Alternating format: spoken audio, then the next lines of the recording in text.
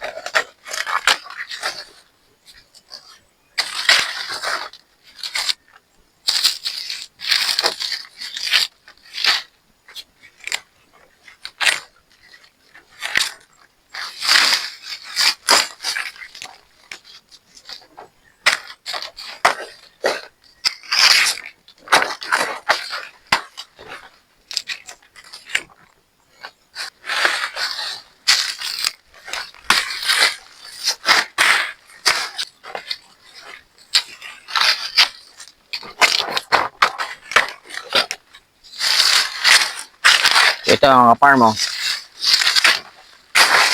Pag may rest na ito mga farm, hindi ka na tingnan natin saging. Yan.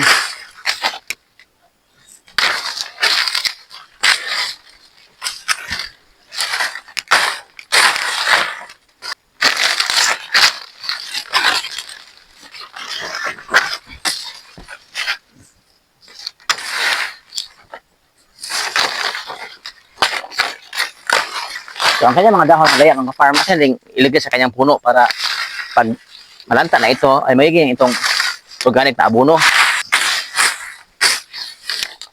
Ito pag isang mga farm ito yung bagong tanim ko mga farm. Ayan.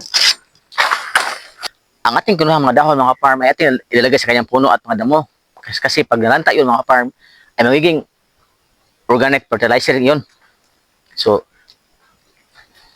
salamat sa panonood mga ka-farm. God bless po. Bye-bye.